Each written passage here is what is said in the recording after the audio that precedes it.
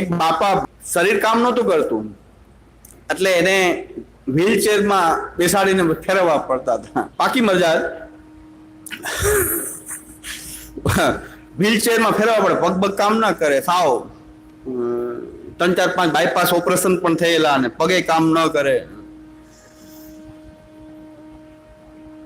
એની બાજુમાં એક વૈષ્ણવ રહેતા હતા. એને કઈ આ બધી કઈ ખબર નહીં. એને કે કોઈ જૂના વૈષ્ણવ આખી જિંદગી કે બાકી મરજાદ અને 70 વર્ષથી મરજાદ એટલે 85-90 વર્ષની ઉંમરના છે કે કેવા ભગવદી વૈષ્ણવ આપણી બાજુમાં રહેવા આવ્યા. તો બાજુમાં ફ્લેટ વાળા એક વૈષ્ણવ, એ તાજા વૈષ્ણવ બાપા પાસે જઈને બધી બેસે, બધી ચર્ચા કરે.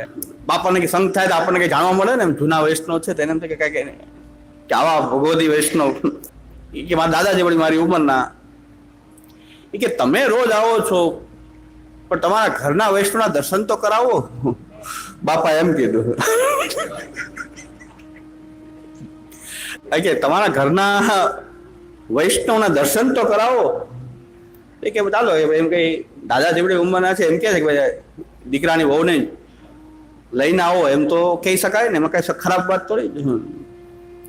કે પછી હું તો લઈને ગયો કે ચાલો આજે જય શ્રી કૃષ્ણ કરે. તો કે મારા પત્નીને બહુ એવો કઈ ભાવ નહીં જતા, કીધું હાલો આ બાપા કે છે તો જય શ્રી કૃષ્ણ કરો. એટલે શું કે છે કે ભગવાન કે છે કે દેહ વિષયોને ભોગવી શકતો નથી, પણ કે આજે રસ્તો જ નથી કે જોઈ તો લે. પછી એને મને વાત કરી, એટલે હું બાપાને પહેલેથી ઓળખું, હું બહુ એના પરિચયમાં છું. મને પછી ભાઈએ મને વાત કરી કે બાપાએ મને એમ કીધું કે તમે આવો છો રોજ સત્સંગ કરવા પણ ઘરના વૈષ્ણવ તો લાવતા નથી, કોઈ લાવો. એ કે હું પછી લાવ્યો. એને બિચારાને કાંઈ ખબર, વિકાર એનામાં જરાય નહીં. એને કીધું આવડી મોટી ઉંમર નાના ભગવતી વૈષ્ણવ જૂના. પછી મને એને વાત કરી કે આમ કે છે. મેં કીધું એકવાર દર્શન કરાવી દીધા, હવે રહેવા દેજો.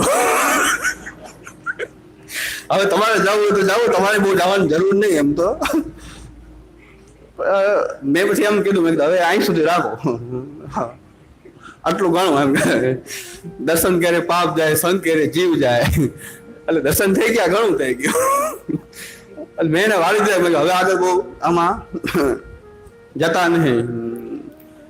એને પછી બહુ વિવરણ ન કર્યું મેં કાંઈ, પણ મેં કીધું ભાઈ આટલું જ રાખાય, અહીં સુધી રાખો. એટલે ભગવાન એ આજ્ઞા કરે છે કે વિષયા નિવર્તન તે. એટલે બરાબર સમજાય છે ને ગીતાની પંક્તિ. ગીતાની પંક્તિ બરાબર લાગી છે. ભગવાન કે છે વિષયા નિવર્તન તે નિરાહારસ્ય દેહિનઃ. દેહ અસક્ત થઈ ગયો, નિરાહાર થઈ ગયો તો વિષયો તો નિવૃત્ત થઈ જ જશે. હવે વિષય તો નિવૃત્ત થઈ ગયા, પણ રસવર્જમ અપી રસોઅપ્યસ્ય પરો દૃષ્ટ્વા નિવર્તતે. પણ અંદર રહેલી જે કામના તો જાતી નથી. દેહ ઘડો છે પણ કામના હજી મરતી નથી. રસો એ કે ઘરના વૈષ્ણવ દર્શન કરાવો લ્યો. પણ મને એનો આખું પૂર્વ જીવન મને બધી ખબર છે, એટલે મેં કીધું શું શું કરેલું છે. હું પણ એને એકવાર ભગવતી માનીને મારી ગાડીમાં બેસાડ્યા. મેં એક દિવસ ઈ બાપાને, જયારે બાપાનો દેહ સશક્ત હતો ત્યારે હું એક ગામડાથી આવતો હતો, ત્યાં રસ્તામાં ઉભા હતા. તો મેં કીધું આ જૂના વૈષ્ણવ મજાદી, મેં કીધું આવું છે, ગાડીમાં બેસી જાઓ. બીજા 2-3 વૈષ્ણવ હતા, ઈ બાપાનો મેં સંગ કરેલો છે. ગાડીમાં બેસાડ્યા અને ભગવત વાર્તા શરૂ કરી. મેં કીધું ખોટો બેસાડ્યા, ભલે બાપો ત્યાં જ હતો સારો હતો. એટલે ગાડીમાં બેસાડ્યા. મેં કીધું ચાલો બેસી જાઓ, તમને ઉતારી દે. ગાડીમાં બેસાડ્યા અને ભગવત વાર્તા ચાલુ કરી. શું સામગ્રીનું સ્વરૂપ. મેં કીધું બાપા બંધ રાખો, કારણ કે ઓલા બીજા 2 છે ડ્રાઈવર છે, એ પુષ્ટિજીવ નથી. આ બધી ચર્ચા એ બધી તમારી પાસે રાખો. અને મેં ખાલી આ પરોપકાર કરવા ગયા પણ આ જીવ લઈ લેશે ભેગો. સામગ્રી ને મેં કીધું સામગ્રી આ કોઈને કાંઈ કામ નથી. આ કાંઈ સેવા કરવા વાળા કોઈ છે નહીં. હારે આવ્યા છે, સાથે બેઠા છે, કોઈ સેવા કરવા વાળા છે. સામગ્રીની ચર્ચા ના કરે. સામગ્રીનું સ્વરૂપ શું ને આ સ્વરૂપ શું ને મેં કીધું કાંઈ આપણે ભગવત ચર્ચા કરવી નથી. લોકો ભગવત ચર્ચા ને હા હેતુથી કરી રહ્યા છે. એ બાપા પાછા બાપાએ કીધું હવે હાવ પગ હતા ત્યારે આવા હતા, અત્યારે પગ નથી તો બીજું કઈ રીતે કે દર્શન કરાવો. મેં કીધું હવે એટલું જ રાખો, આનાથી વધારે આગળ વધવા જેવું નથી. આ સ્થિતિ છે. હવે આ અસમર્પિત નહીં તો છે શું? બહિર્મુખતા છે, અસમર્પિત. આ મરજાત શું? આ મરજાત છે. આ તો અસમર્પિત વસ્તુ નામ તસ્માદ બહિ યદા બહિર્મુખાયમ ભવિષ્યતા કથંચન તદા કાલ પ્રવાહસ્થા દેહી ચિત્તા દયોક્ત સર્વથા ભક્ષયસ્યંતિ યુષ્મા. આ તો બહિર્મુખતામાં તણાઈ ગયા, બહિર્મુખતાની અંદર એ તણાઈ ગયા છે. હવે શરીર અશક્ત છે તો શ્રી કૃષ્ણ સરનામું નથી કરતા. ઠાકોરજી ઘરમાં બીજા એના દર્શન કરો ને, એના દર્શનની કામના નથી થતી. પછી ઓલા ભાઈએ મને કીધું, મને એમ કે કઈક લાભ મળશે, પણ એ તો મને એમ જ ચર્ચા કરે કે ઓલો મનોરથ કર્યો આટલા કિલો ફીકું કાઢતો, એક બેઠકે આટલા કિલો ફીકું કાઢી દો, આટલા મોંથાર એકલો શેકી નાખતો, આટલા વેસ્ટું એકલો સમાધાન કરી નાખતો. બધી એમ જ વાત કરતા, આ મનોરથ માં કર્યો તો, ત્યાં મનોરથ ત્યાં કર્યો, સતત માનસી એની જ સિદ્ધ. હવે જવાતું નથી તો એ ઓલી મનોરથોની વાત યાદ કરે, ઘરમાં બિરાજી ઠાકોરજીની યાદ નથી કરતા.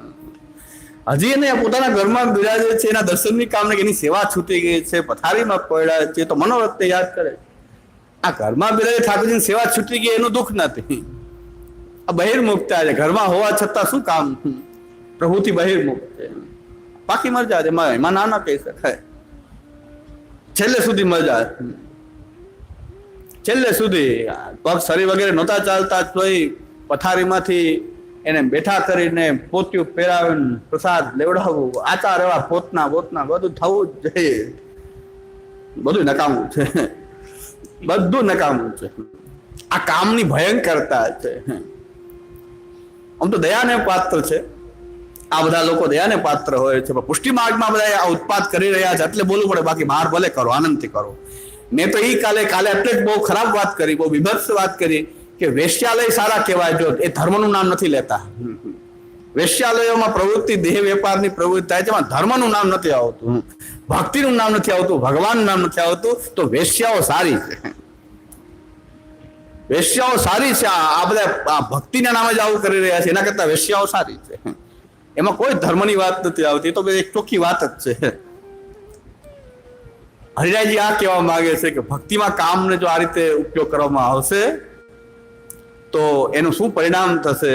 આટલા હરિરાયજી આપણને ચેતવવા માટે આપણી પર કૃપા કરીને આ ગ્રંથ આપ્યો છે. ભગવાન પણ એ જ બતાવે છે કે વિષયા વિનિવર્તન્તે, નિરાહાર આહાર છોડી દીધો છે પણ હજી કઈ કામ નથી જતો, તોય કામ નથી જતો.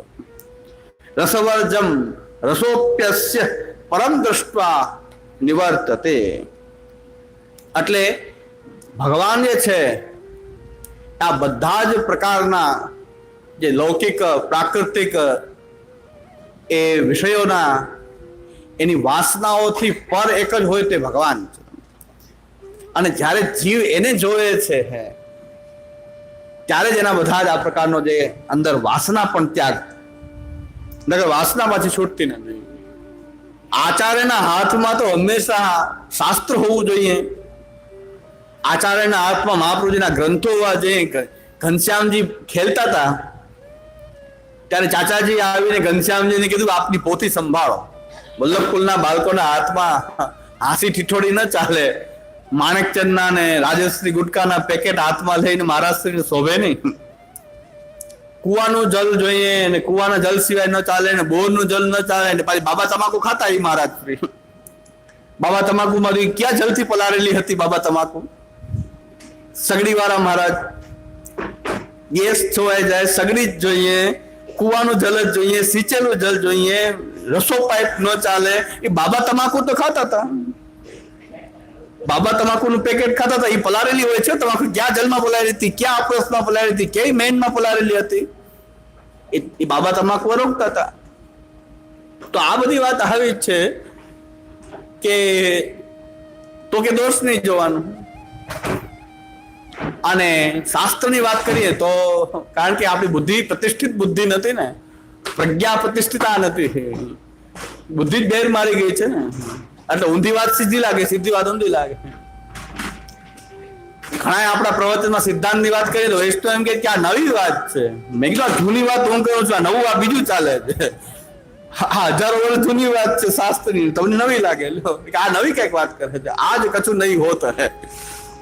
આ નવું નથી, આ જૂનું છે. આ બાકી બધું નવું ચાલ્યું છે. આ ગડબડ ગોટાળો નવો ચાલ્યો છે. હા ગડબડ ગોટાળો ચાલ્યો છે એ નવો છે. આ તો ઓરિજિનલ વાત છે ને, મહાપ્રભુજીના ગ્રંથની વાત છે. અને આ તો એનાથી જૂની વાત છે, હજારો વર્ષ જૂની વાત છે આ ભગવદ ગીતાની વાત. તો હજારો વર્ષ જૂની વાત છે. શું ભગવદ ગીતામાં ભગવાન આજ્ઞા કરે છે? આપણા પ્રભુ જેની આપણે સેવા કરીએ છીએ એ ઠાકોરજી શું બોલે છે, એ ભગવાન શું આજ્ઞા કરે છે કે યથતો યપ વિષયા વિનિવર્તન્તે નિરાહારસ્ય દેહી નહ.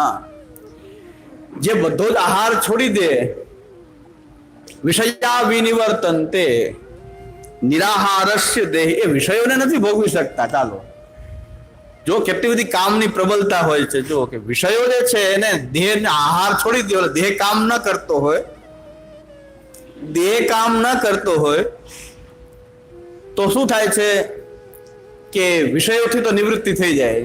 કારણ કે દેહ ચાલે નહીં તો વિષયથી નિવૃત્તિ તો થાય છે. પણ હજી એમ કે છે રસવર્જમ રસોપ્યસ્ય પરમ દૃષ્ટવા એ નિવર્તતે. પણ અંદર રસ તો રહી જાય છે ને,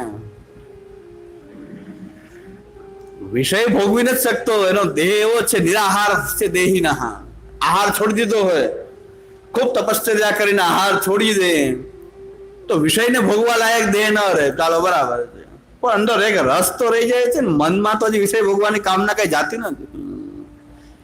એ અંદર તો રસ એ રહી ગયો છે. તો રસપ્યસ્ય એનમ રસપ્યસ્ય રસોપ્યસ્ય પરમ દૃષ્ટવા નિવર્તતે.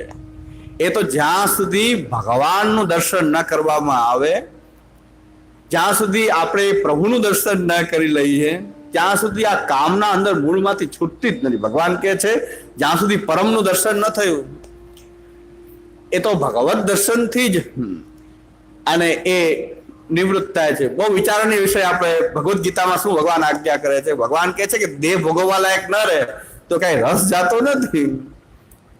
એ તો એ ભક્તિ સિવાય તો એ ભગવાનનો કઈ દેહની અંદર એક રસ તો અંદર રહેલો જ છે. જરાક ખરાબ બાબત લાગે પણ બહુ આ મારી પાસે સચોટ વાત છે. મેં કીધું હવે બધી થોડીક સંકોચ શરમ છોડીને વાત કરવી પડશે, કારણ કે પ્રશ્ન એટલો ગહન છે. તો હવે થોડીક શરમ સંકોચ છોડીને પણ વાત કરી દઉં.